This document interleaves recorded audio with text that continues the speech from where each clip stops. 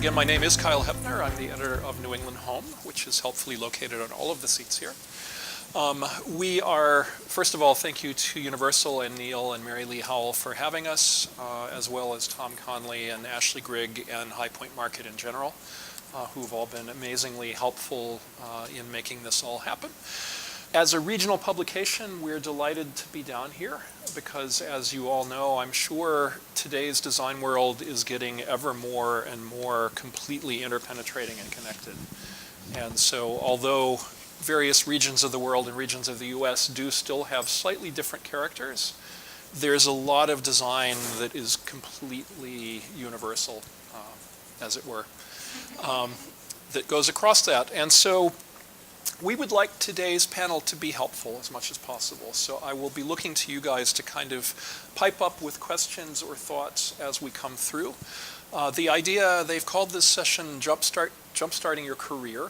And for that purpose, we have brought 5 of our 5 under 40 award winners over the last few years. So all 5 of the people you see here jump-started their careers and started doing some rather amazing things, as you've been seeing up on the screen, before they turned 40 years old. And so what we are here to do is to pump their brains dry and learn the secrets of how all of us can do that as quickly, if not more quickly. Without further ado, since I tend to talk a little bit too much, I will start by just introducing our panelists, and then once I've done that, I'll have each of them do a quick little intro of what their business is and kind of how they briefly got into it. So starting from the far end, just for the introductions, we have Josh Linder, who is based in Boston with a company called Evolve Residential, which also includes a lovely shop in the South End area of Boston associated with it. We have Jill Goldberg, another interior designer from Hudson Interior Designs, who actually has an equally beautiful but quite different little shop in the very same neighborhood of Boston. So there are only a few little claws coming out there. No, I'm kidding. But in the middle, we have Christina Creston, who is an interior designer based up on what's called the North Shore of Boston, which is kind of like the old Yankee part. So if you've seen any of those old New England, social family drama things, all those giant, old mansions and stuff overlooking the sea are up in Christina's neck of the woods. Next, we have a wonderful textile designer named Alicia Alexina, who is based kind of at the far end of Massachusetts in an area called the Berkshires, which is a beautiful hill country. Not quite like the Smokies, because they're not quite that big, but it's a similar kind of look and feel with lots of little windy streams and beautiful villages and things like that. And finally, we have a young architect named Maggie Mink, who practices in Boston with a firm called Marcus Gleistein Architects. And does really wonderful, mostly residential and mostly quite high-end work. And so we wanted to bring a selection of people from very different backgrounds to kind of give a good overview. That being said, now you guys get to introduce a little bit about yourselves and your journey so far. And that one, why don't we do that one in alphabetical order? Which means poor Alicia has to start, so if somebody could pass her a microphone. So my name's Alicia. I started my company about 5 years ago, and I started in a really organic, unique way. I went to school for textiles, and when I graduated, there's only about 3 other people in the United States that do hand-printed, hand-painted textiles. So I had applied to all 3 of them to get a job after college, and one of them was Peter Fasano. He's in Great Barrington, which is also in the Berkshires. I had met with him. And when I met with him, we both kind of realized the process I was creating my textiles with was not on the market yet. So he really encouraged me to, take this and run with it. Start meeting with interior designers with these swatches and go for it. So I did, and it has been a really amazing road so far. I now have my fabric internationally being represented in showrooms, and I really love everything I do. I mean, I think as a crafter and craftsmanship and There it is right there. But craftsmanship and, making sure you're a master of your process is really important. And also creating a really one-of-a-kind product where it's, beautiful but also functional, I think is really important. So I'm happy to be here. Hi, I'm Jill Goldberg. I started out about 13 years ago now. Went to school for interior design, worked for an architect, and then decided I wanted to go out on my own. But the way I wanted to do it was to have a shop because I did not have the confidence at that time to just approach people at parties. So I was maybe just one of the first in the city to have design-oriented boutique shop. And that's how my business started growing. That was my calling card. So if you liked what I did, great. If you didn't, I didn't have to bother you. So we're going on 13 years now. And now the design office actually is probably more 90% of my business than the store. And we still keep the store around, but it's more about a shop. Trying to think what else. I think that's generally it. But residential is what I do. So And the store is a wonderful accessorizing place, which is very useful for other designers as well.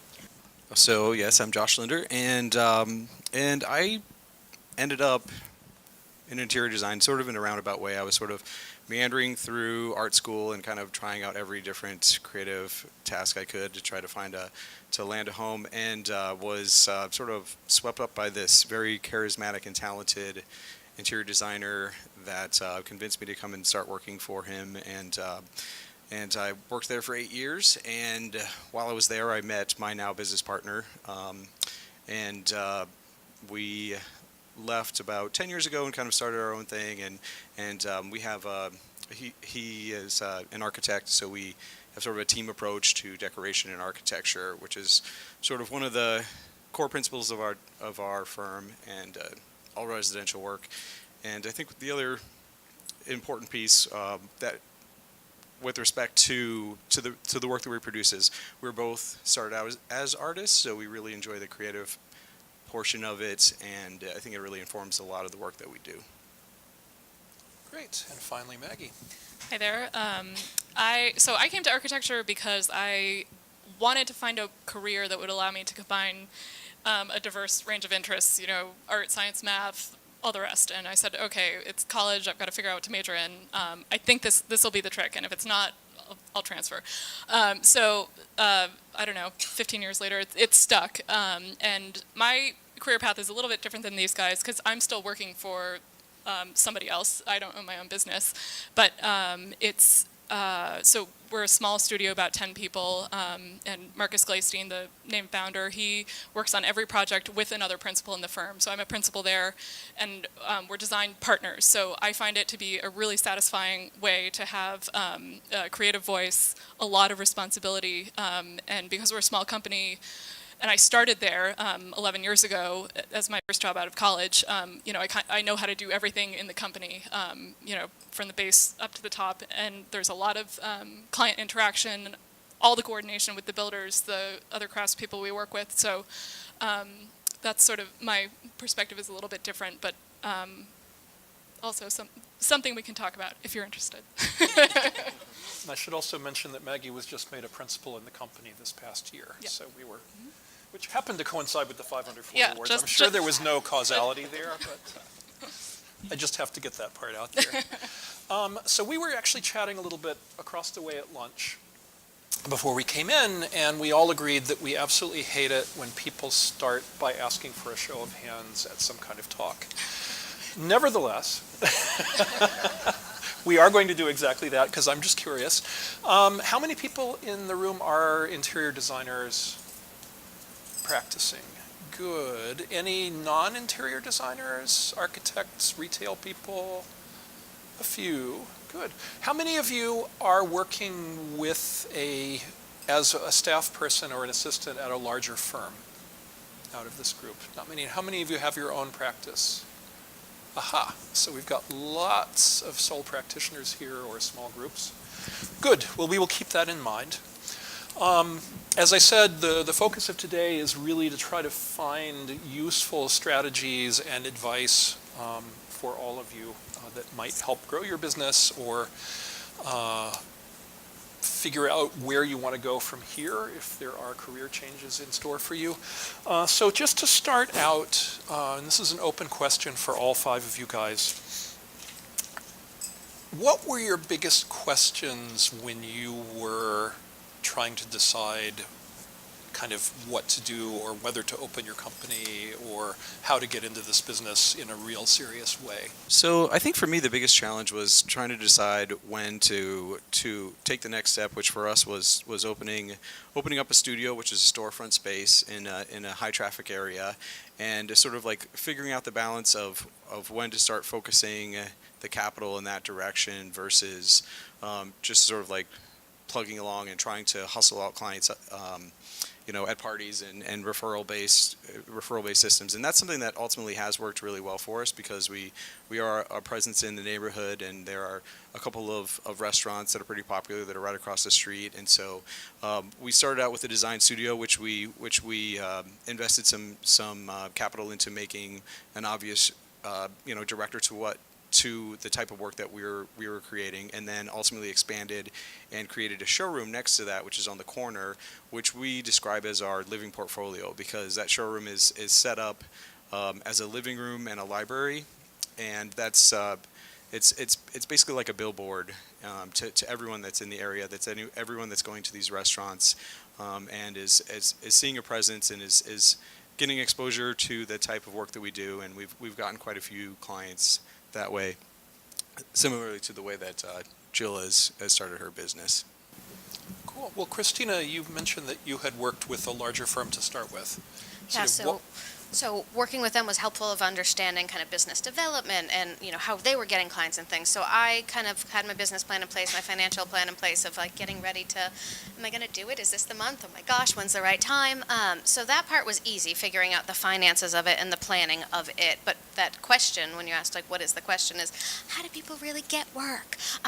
So that was my biggest nervousness, and that was my biggest kind of question and I didn't really have anybody to mentor me or to ask questions of, so it was kind of just a leap of faith. And on my end, I don't know if we're going into answers, I ended up in the world of networking. I took 50% of my time and I joined Rotary, and I volunteered at charity events, and I went to there's a Women Fund of Essex, another charity, and volunteered on their board. So I kind of just put myself out there in all sorts of different applications. I didn't see my husband for lots of hours of evenings because there had to be a way to get there. So there were referrals coming in from people I knew, which was great, and contractors were bringing referrals, but that wasn't enough to kind of grow that seed of a business. So I really looked across many markets, the North Shore and in Boston, and just kept putting myself out there, even though I'm fairly personable, but that was really nerve-wracking.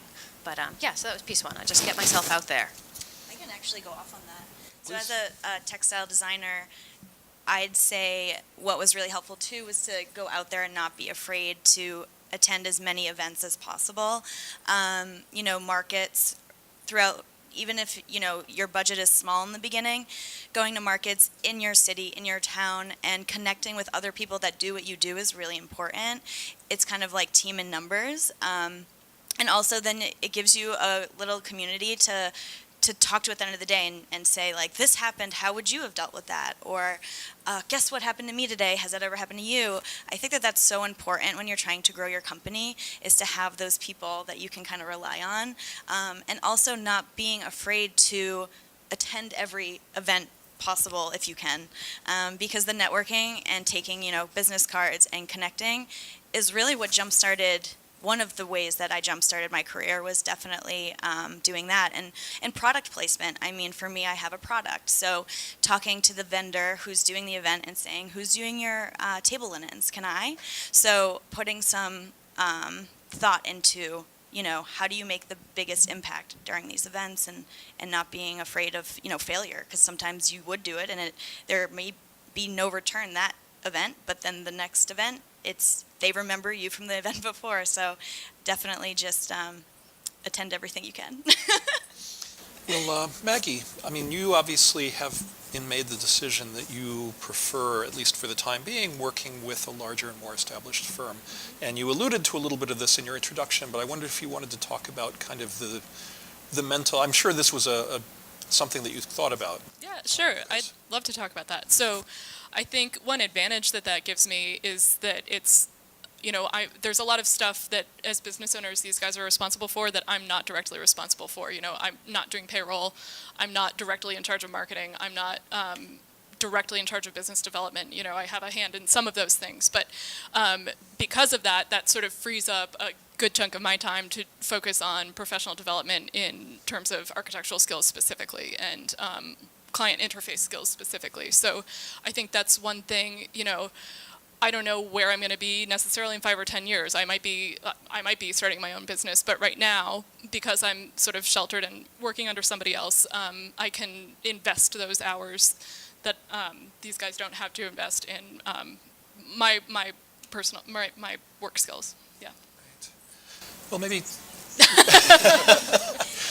I think riffing off of what has just been said then a little bit. I mean, one of the things that obviously comes up in a number of these answers is kind of once you are taking that leap, you now have to decide on a structure and size for the business and figure out how you're going to start. If we want to talk a little bit about how do you always start as a singleton and then go up from there? Do you intentionally look for a partnership? At what point do you start bringing on assistants? How do you make those kinds of decisions? Well, okay. Well, you went with a partner, obviously, but I did not. And for me, I've been building slowly. So it was finding the base, and I had workers in my store, which was great to have 2 people that you could throw things up against. And it's been a 13-year build. And it's just the more work that comes in, you're going to find finally you can start to hand work out, and you find those people that you're comfortable with and you start to build onto. I mean, the only thing to throw out is I'm a type A. I'm not a perfectionist. I just like my hands on everything. And so I've been actually in the last 2 years adding people to my business, and yet I try to give them work and I end up doing it myself. I don't let people, so a good thing to maybe figure out if you can do that or not. So I hired people thinking, great, the business is growing so much, now other people can do smaller projects, this or that. And when I see things go out that I haven't seen or touched, there's a big sense of like, whoa, wait, I don't know if like that light I really would have chosen. And in the big scheme of things, shouldn't be so bothered by the one sconce in the basement bathroom. But it keeps me up at night, and I think they're going to think I'm trash, That's where I go. But I found for me that it was just growing the business as comfortable as I could be with other people, making sure I could pay them, making sure, God bless you, I could still pay myself.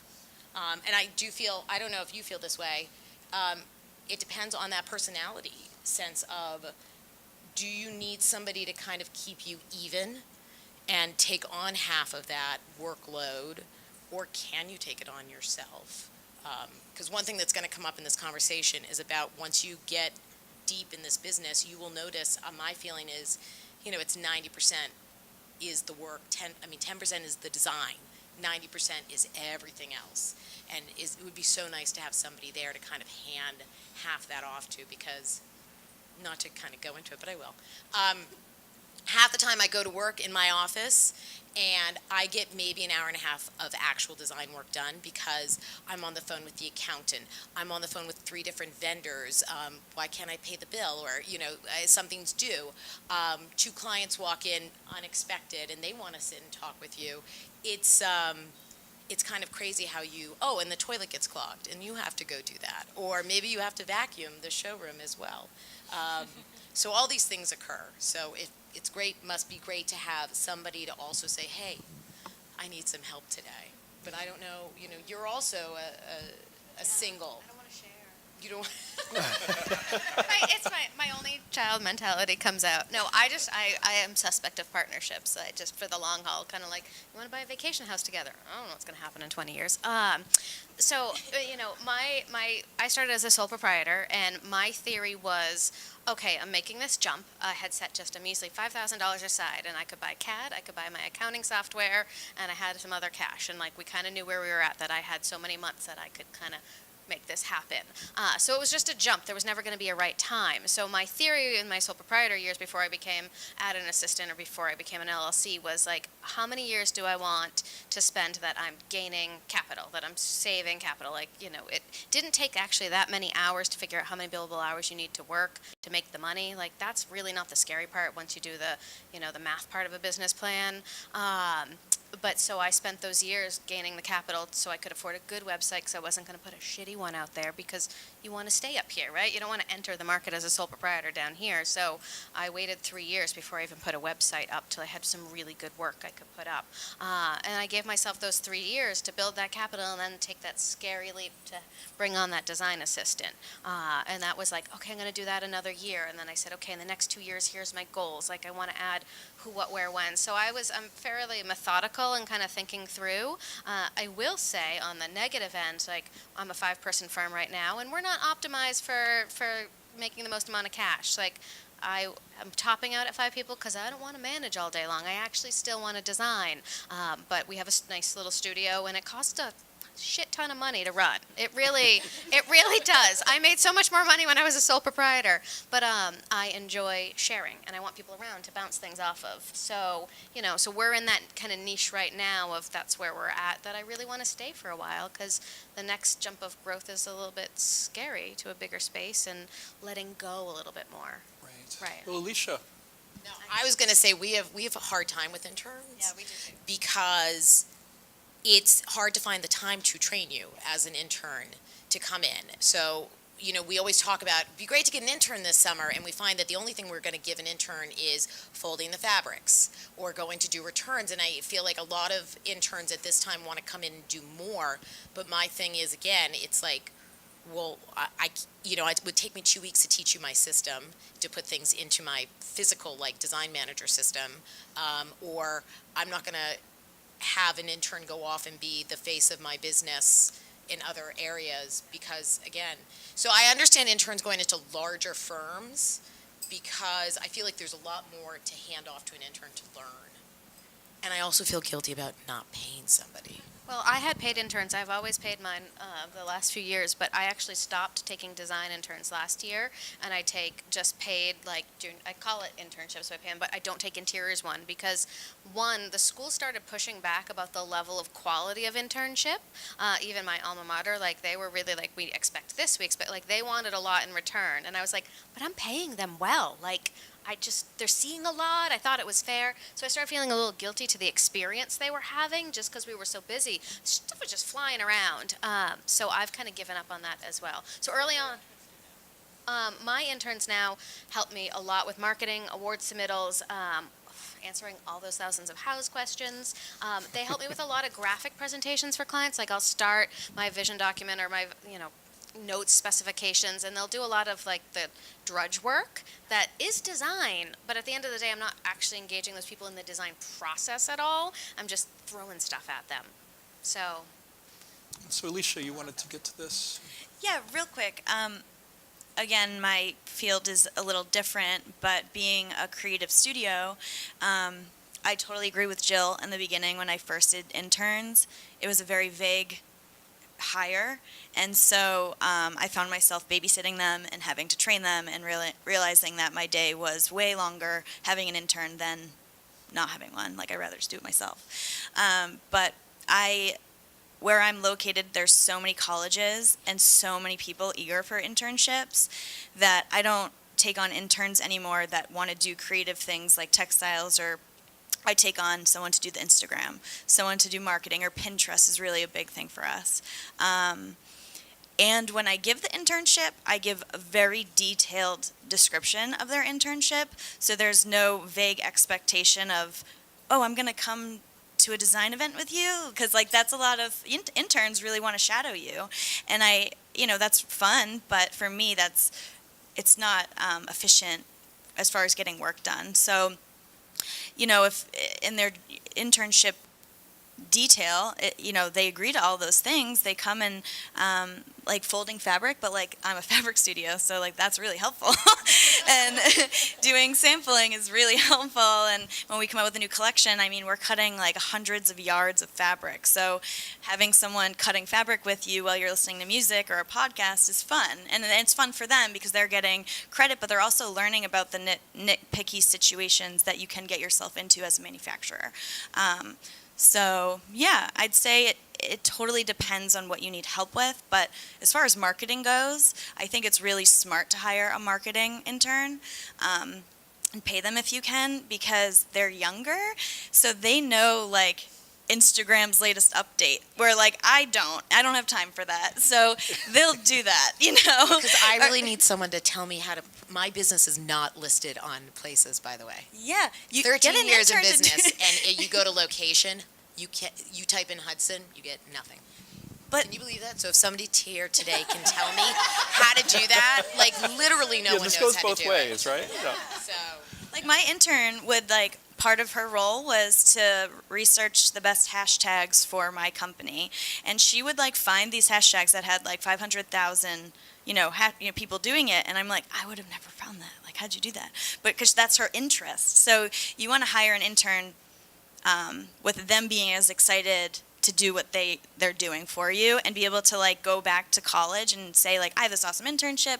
Because then too, like, we set goals of like how many new followers a week or how many new followers a month. And when she was reaching her goals, like, she feels really excited too. Like, she's like, I did it, you know? So it's about setting realistic goals with them as well, and making sure that they grow within their internship so they leave feeling like they got something out of it too.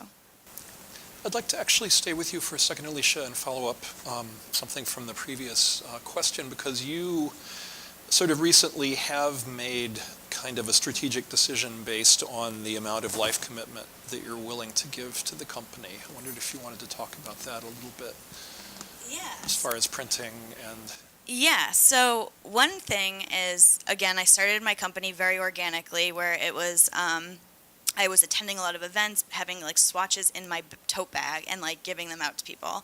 And a lot of stuff I do is custom based. So meeting with you, and then you'll tell me a project, or a lot of times when I meet with designers, they'll be like, oh, I just really want this like specific stripe for this project and I can't find it. And I'm like, oh, good thing we met, because like I can do that for you.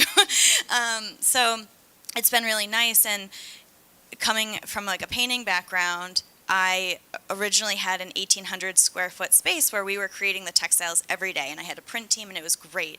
But then I realized I was working 12-hour days printing and not designing new patterns, where you guys want new colorways. You know, that's what keeps the business fresh and alive.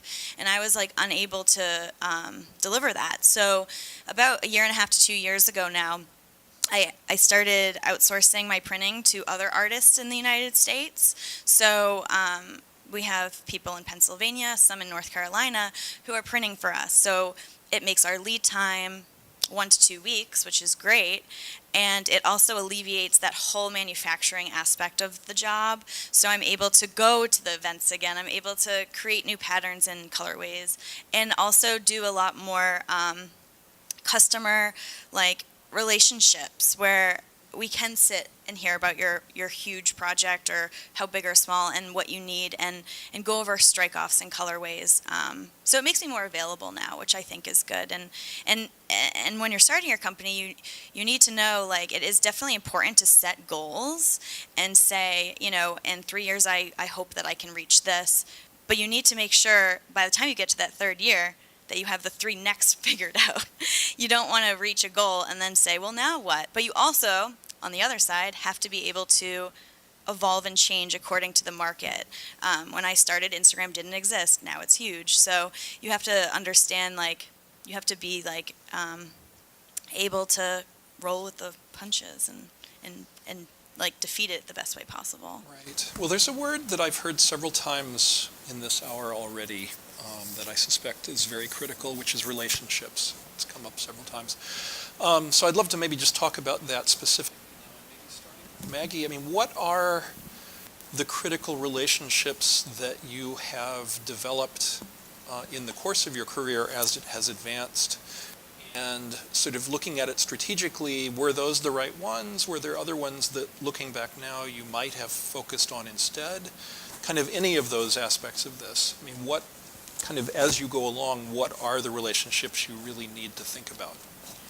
So at our firm, we really make a point of working with, because we do a lot of very custom work in details, particularly within our projects. We make a point of partnering and collaborating with artisans and craftspeople who are going to be making the stuff we're designing, whether it's the custom metal surround for a fireplace or cabinetry or some crazy rolling partition that, like, you know, we have a notion for how we want it to be, but we don't necessarily have the hands-on experience to know how to make it happen. So relationships we really focus on and that are really important are with the people who are actually making these things. And when we're coming up with the designs, we sit down at the table with them as equal partners and say, it's a back and forth. Like, this is what we're thinking, but what are your thoughts? You know the materials. You work with this. Let's really be partners on this.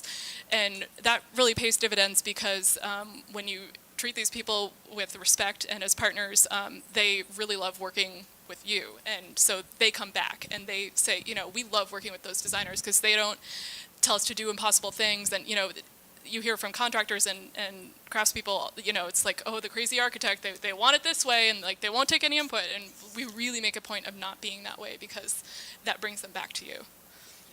I agree. So in my side of the business, I found that becoming really great friends with all the vendors who either sell me fabric, sell me furniture, who do, you know, build pieces of furniture like at Art Apps or, you know, something like that, they help you out along the way. And I think it's true if you're just open and honest and humble with them and can create that bond, those are the people that are going to get you out of a lot of, excuse my French, but a lot of shit as stuff goes down with clients. So for me, that's the biggest thing. And I think also since, and Josh might feel this way as well, but for me being also in retail, I get the other end of the other side of the story. So when furniture's breaking down for clients they bought from me, or something happens and you deal with a vendor who doesn't want to help out, and it really changes your perspective. So it really helps you be more patient with people who are helping you to understand, and I feel that kind of shoots you up the ladder in how they'll help you. Because there are other designers that I get, like other our upholsterer or something, who will do anything for me, will drop everything and put me on the top of the list because we have a good relationship and I understand when they can't do that, and there's no problem when they talk about other designers that yell at them, and we're in a luxury business. This is disposable money. This is not cancer research. This is, so the idea of just creating relationships and knowing that there is not a house burning down here, just I think for the design side of it can really help push you along and get you through tough times. Yeah, no, I definitely agree, and have nurtured very specific core relationships which have been essential, because on every single project there's going to be something that doesn't fit, something that doesn't work, there's always something that comes up, and to have the vendors that you can work with and say, like, okay, I'm going to be paying for this out of pocket, like, how can we remake this sofa in a way that doesn't bankrupt the company? So that's definitely a core piece. But I think for me, like, more in-house is the relationship with my business partner, because it really is a critical piece of the business, and we both really have different roles, and we take on those roles, but we're very familiar with, like, he's you know, he has an excellent eye for interior design and eye for architecture, and so I think the equal footing in the business allows us to really challenge and push each other in moments when otherwise you wouldn't really be able to, because sometimes there's something that he'll be presenting and I'll be able to like Tom, like it doesn't work, and you know I'm really like pushing and like coming home, and then we'll come up with another solution, and then we get to the meeting and then you know, sure enough they'll say, oh, that doesn't work for X, and you know, frankly it was a good thing that we have this back pocket solution that we kind of came up with the 11th hour. But I really find that being able to challenge each other in that way really pushes for a better product overall, and we can kind of see when we're just like phoning it in. We can like, and that's when we start to push each other again. We sort of like seen that detail a few times. It's sort of like, is it just the stuff, or you're just regurgitating? Are you just like rushing? Are you just trying to like get something in front of the client because you're busy? Or are you actually creating the best product? And that is something that's been really important. I think I was fortunate with respect to the fact that, we worked together for 8 years in another firm, so I knew it was going to be a great match. As serious as we are about design, we also laugh all the time, and we have a lot of fun because, if you're not enjoying what you're doing, like, what's the point? But I think that, and also the fact that we both come from the same standpoint where, like, ultimately at the end of the day, like, neither of us are super focused on the money. We're just focused on, like, having a job that we can do forever until we fall over dead. So. Can I follow that line then? Just to comment on collaboration, from a point of view of collaboration is one of the most important pieces, I think, when I started my business, that paid dividends for me. The firm I worked for previously, I actually got in trouble at some of my reviews for being too friendly and spending too much time on site, and I always was so like, why am I getting in trouble for this? And then later, maybe I married my husband that I met on a job site, so maybe that was some of it. That aside, now when I started Investment. oversharing, but when I started my business, being out there networking and getting some referrals from friends was great. But I actually found builders were then and are currently now some of my best source of work. Now, client referrals come in the door all the time, but you might not want Susie's friend Beth that lives next door. Now, the builders know my niche. They know the work I do. They know my sweet spot of creativity. They know I won't take a white kitchen anymore. Like, they know the ones I work well with, what I will do and not. So they actually send me better qualified leads than current clients. So really maintaining relationships with them and always respecting them and their team. And when you were saying spending time, like asking questions, like that's why I spent too long on job sites. I'm like, I don't know what a waterproof membrane is, well, teach me. And then you spend a half an hour learning what that was. But those people appreciate that you have the humility to ask, especially if you're a designer and everybody has a theory of what they think a designer is. So yeah, those people early on were great at helping those few bigger projects come in my door that helped sustain me to the point of taking on that design assistant, and now are still a great source of really good projects. Well, I think We could talk for hours. we could talk about this for a long What's the next time, topic? and I'm sure people will be happy to talk a little bit at the end. Moving on to, do we have a question on this topic that we want to? Oh, okay. Yeah, we'll have a few more questions at the end if that's fine.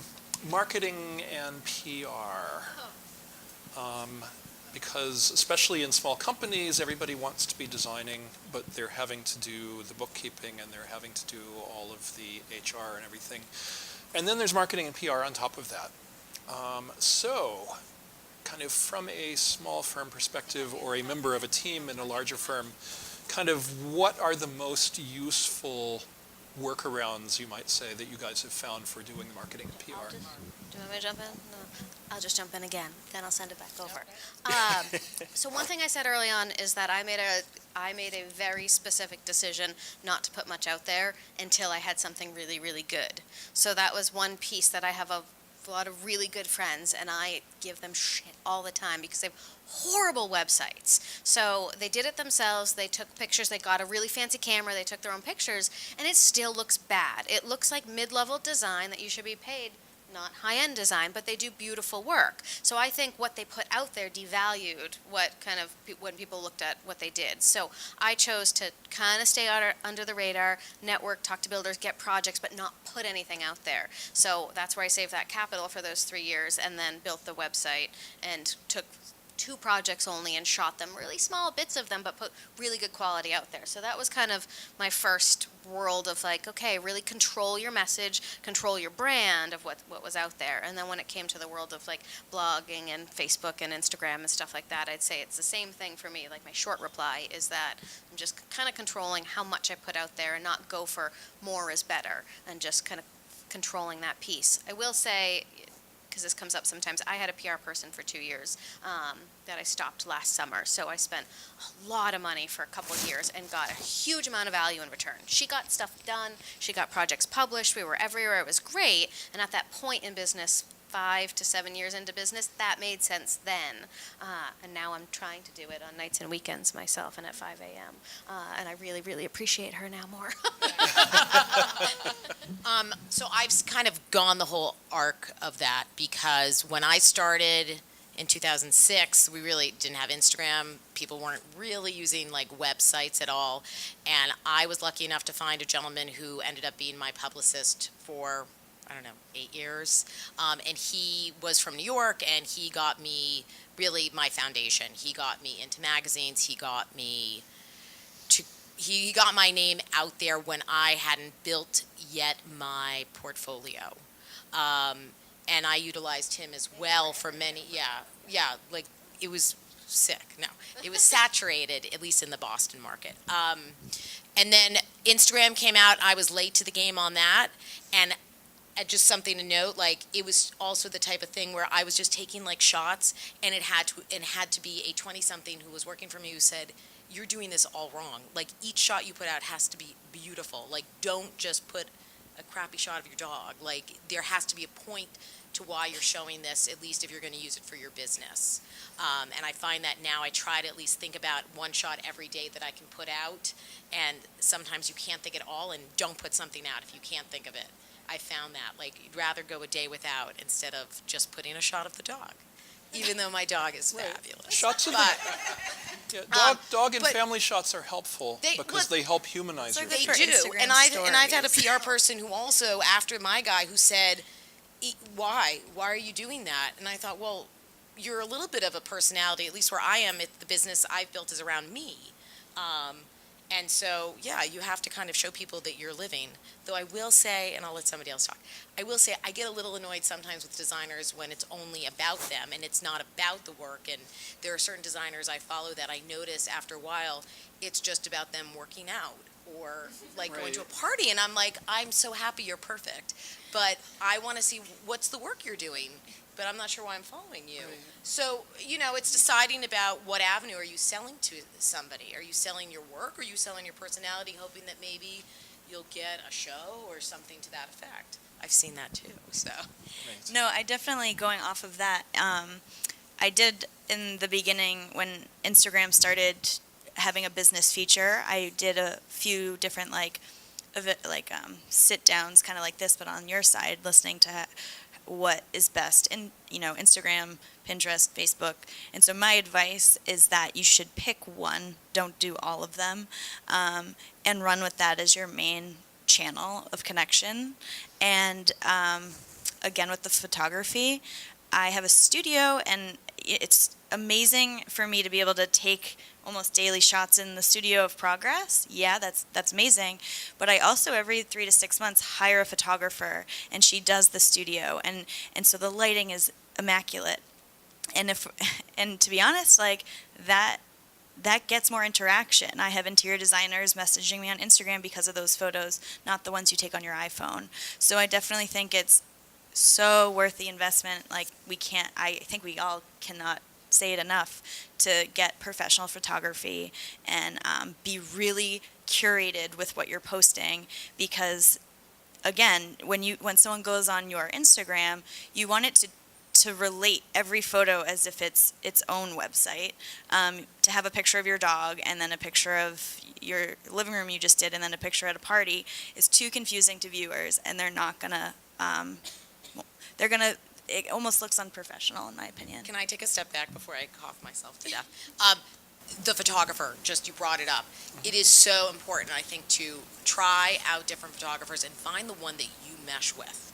Because I found the photographer who's now like one of my best friends, but I use him for every shoot, and he knows how I think, why I do things. I know where he's going with a thought, and I know to shut him down. But it's so important to find that one who always gives the best light. I think a lot of designers will maybe try out a lot of people, but continually do that, and I think it's going to then be inconsistent. Going off that, I agree. Like, I work with one specific photographer in Boston, and it's been like 3 or 4 years now that I've worked with her and just her, but that makes my Instagram, my website, any photo I post have that same light, that same brightness, that same color scheme. So all of my publications also use her photos. So as my brand grows, it's very consistent. And I think that's really important, because if you're going to multiple photographers, your brand might look a little confusing to people because it's not matching. Oh, no. I haven't started it, but can I tell you for like the last 4 or 5 years, because I love fabric and I love wallpapers. So when I do go in the design center up in Boston, it's like the certain showrooms like, no, I'll be the one that like is just screaming about something when they show me. So that's something I've wanted to do. I'll tell you, just my issue is we're so busy, I don't have time. And then I hired those people in the office to help, thinking, okay, now I'll have time to do it, and I don't. So I've talked to many designers in our hood about starting that, and I get many different answers. So I don't know, but I was just sharing more like, oh yeah, like I would love to do that. I love the idea of, because I don't want to kill myself doing design for the rest. I love design, but I want there to be a product that somebody else can go out and sell for me and make me a living, so I can maybe keep creative. So yeah. Just because I actually last year, I don't know if anybody's heard of the Bold Summit, the Business of Luxury Design. It's a great, like 3, 4, 5-day conference. Lots of speakers, lots of tactile stuff to learn, and that came up as one of the topics that they spent a half day on discussing. And there's, say, 400 people in the audience all asking the same question, and one pushy girl kept getting up being like, well, I want a candle line. He's like, well, who are you? And she's like, I don't know who you are. You're not getting a candle line. So it was really interesting because there were a lot of people in the room that's their entire job as consultants, to engage with you and figure out what vendors do you align with and negotiate what that is. But the takeaway after those 3-4 hours was like, you're not getting anything until you're somebody. So they kept saying that to everybody, because I really want to do product design myself. I like toil away and I have all these ideas, and nothing's ever going to happen until I'm someone, and then I hire someone or I pay lots of money to help get me there, I guess. Well, that actually, if I can just interject a little bit from the publishing perspective, I mean, we're also involved with this thing called the Design Bloggers Conference, which happens once a year. And I've heard a number of topics, or a number of sessions that touched on this topic there as well, not only with furniture, accessory, or lighting lines, but also a lot of designers are doing books these days, as you know. And Jill Cohen, who's an amazing book agent out of New York, has spoken a couple times, as well as some people from manufacturers, and this might even sound familiar to Neil back there. But a lot of them are looking at social media presence as a way of gauging whether to engage with a designer. And so if you have an identifiable brand and you are out there and you have what looks like a real following, they're more open to exploring what you might be able to do together, because you bring a ready-made audience that they may not already have. I'm not saying you all need to come Pioneer Woman or something, but something like that. But having a few tens of thousands, if not 100,000 followers on Instagram is a really good way to get in the door, at least to start talking. An example of that is, did you ever follow Erin Gates, Elements of Style? So I mean, that was Erin's. I mean, I remember Erin coming into my store and being like, I read a blog, and I was like, that's great, It was like the beginning, and then like 2 years went by, and it was like, whoa, hello, and she got her book deal and everything that's followed because she created this blog that then got more and more followers, and it got celebrity followers that then pushed it. But I mean, she's just like the great example of how that occurs, and now she has her own line of stuff. And also one of our 5 Under 40 winners, I should point out. Well, I think we've got time for one more here, and then in regards to the Facebook versus Instagram, kind of picking one, like I've noticed Instagram's been a great reference for someone to view my portfolio, but not getting business. So I didn't know if Facebook was something, because I found a lot more people on Facebook for the older generation, is kind of like where I'm going with that one. But I'm struggling with just trying to get more business besides just referrals of people that I know. So I didn't know if you had any suggestions on that. No, I was going to say, does your Instagram though lead? Is in your little tagline? Yep. Does it lead to a website? Yes, yeah, that's just recent, the last 2 weeks. Because I find a lot of people will click to that, and if you have a contact situation in the website, that will usually start a conversation of like, I was on Instagram the other day and I saw you did this kitchen, like I have an apartment that I. What about even the people that reaching out saying they can get you more followers? Like I've been really, I get so many emails about that. Okay, that's what I thought. Junk. Yeah. That's junk. No one's going to get you anything. Though The quality of what you post will get you followers. that's true. Thing. And engaging with people when they comment and hashtagging them and kind of starting conversations kind of thing. I'm so bad at hashtags. Yeah. I hate hashtags. I feel like Jimmy Fallon being like, hashtags. I'm not sure, like, I'm a Facebook hater myself. Like, I absolutely hate Facebook, and I only joined it. Finally, I held out until I had to start my business one. So I Instagram, and I'm just one of those people that, this might be a big no-no, like, whatever's on Instagram goes over to Facebook on my business page. And then sometimes where there's more casual and less pretty things happening in the office, like, hey, we had a bad sweater party, we're going to put up, and it looks horrible on Instagram because there's red, and I don't do red. Like, that can go on Facebook because then people see we're fun and we're doing things. So goes on Insta stories. I don't do stories. There's so many layers. Just have to stop. But I'm not convinced. I think social media is just, to me, I look at it as a brand thing. Like, what's my brand? People are seeing me, but I think any of that's getting me a project. It's just when people research the heck out of me, they see I'm everywhere, or they see something pretty, they follow my website, maybe call. But I'm not convinced that Facebook's going to land me all these clients. Okay, well, I've got is it okay if we run over it in a few minutes? Okay, great. Can you talk a little bit about getting published and the role that getting published played in growing your business? I think it's finding the right editor. I'm sorry to continue. I can leave the room for this part if you need kind of thing. It's once you have a good image or a good project, it's getting it out to the publications near you that can take a look at it. The one thing I learned along the years is just about how full your project is for them to want to use it. You know, having a kitchen, a bedroom. I always feel like my projects are never that full. And I'm always like, Greg Yeah, pass by. But actually, there are more opportunities than you think. But there's a lot of magazines that will do that great room feature and all Right. that. I think it's just about getting it out because, please correct me if I'm wrong, I'm finding most editors these days are somewhat, it used to be an old school thing where you needed a PR person or somebody to get your product in front of someone to see it, and I think Which you don't. you don't. Now you can email like things in and just get seen. Yeah. And if it's good work, they're gonna choose it, or they're gonna contact you and talk to you about it.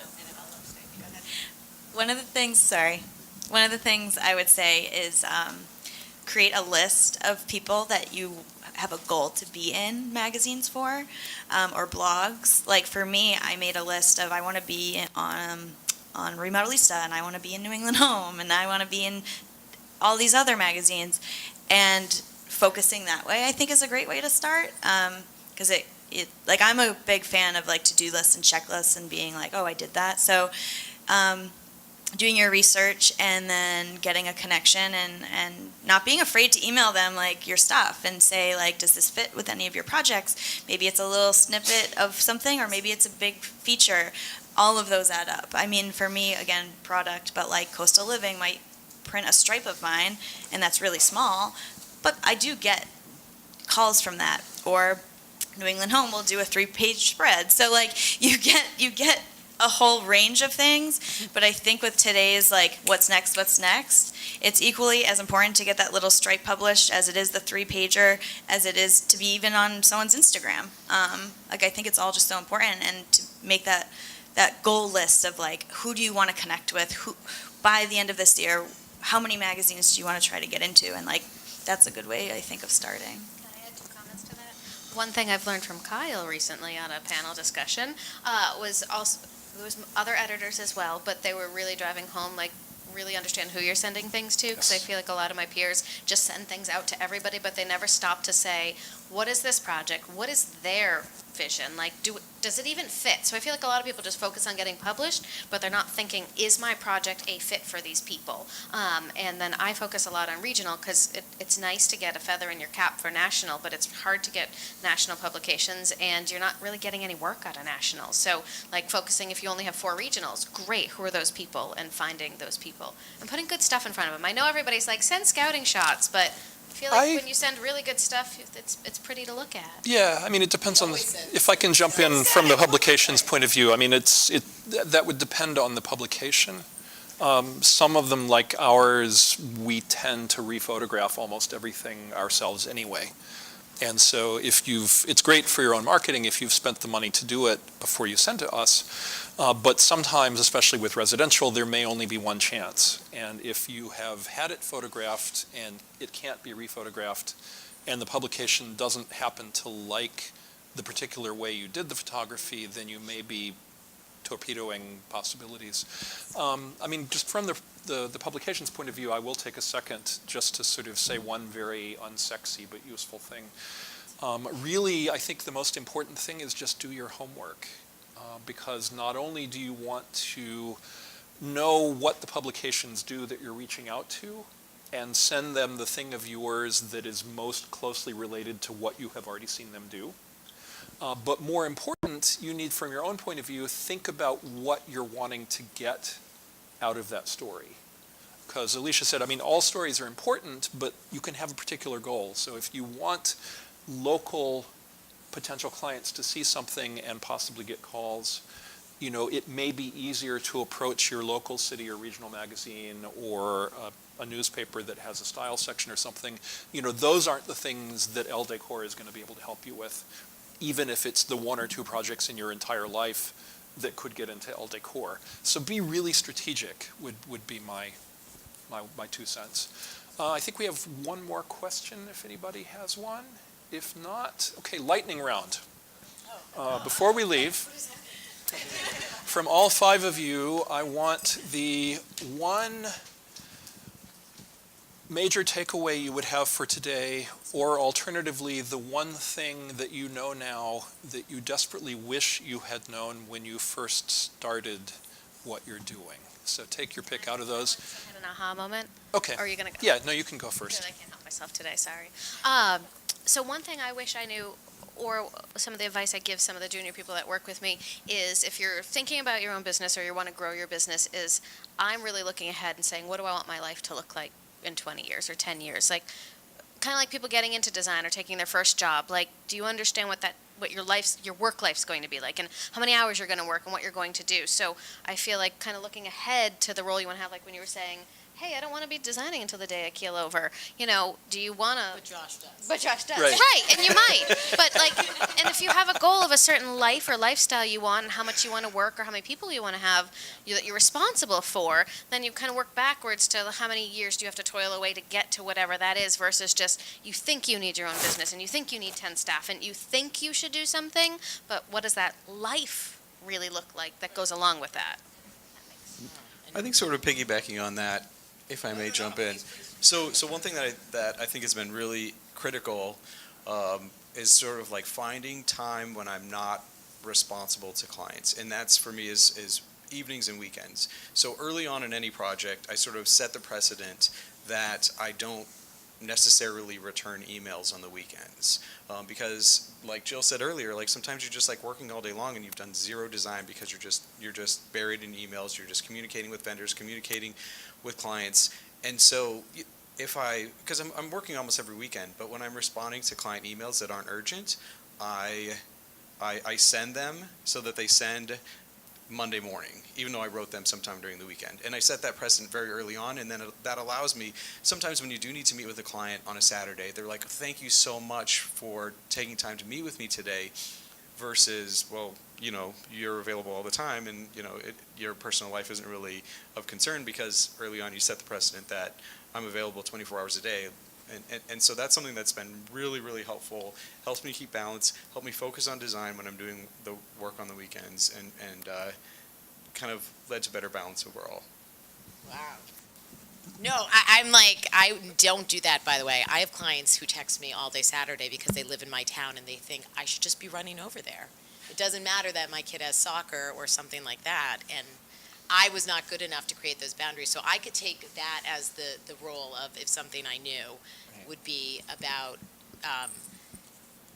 it's going to be a lot of work, but to try to carve out time for yourself, because that's something that I don't do, and so I'm a good fan of that. I don't work out.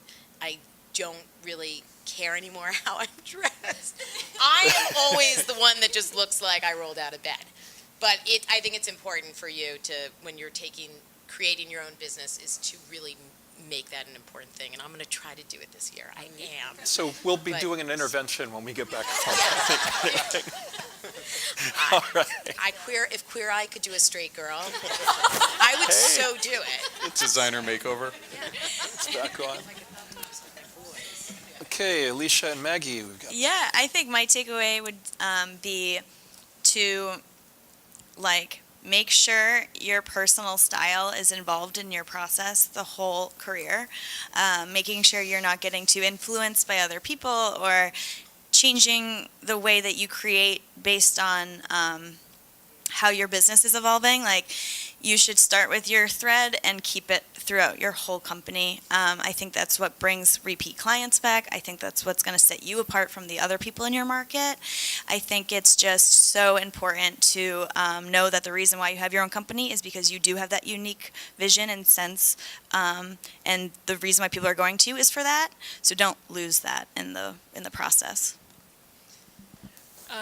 So I just got a mentor, like an official mentor for the first time this year who doesn't have anything to do with my company. And that was, I wish I had done that earlier. It's just someone that I can talk to with any question. It started about work, but now we talk about relationships and everything else too. But, and one of her pieces of advice to me was also make sure you have a peer group of people you don't work with who you come up together. And she's 10 years older than me. She's 45, and she just started her own firm a couple years ago. And she's the reason I could start my firm is because I'm friends with all these other women in this town who, because of those social connections and because they started young and they really support each other and have for years, they can now all springboard their businesses from those relationships. So just a lot of it is about relationships, and don't forget about yourself, not just things for your company, but Yeah. Great. Well, I would like to thank Universal and Neil very much for having us. I would like to thank all of you for coming, and let's hear it for these 5 wonderful people here.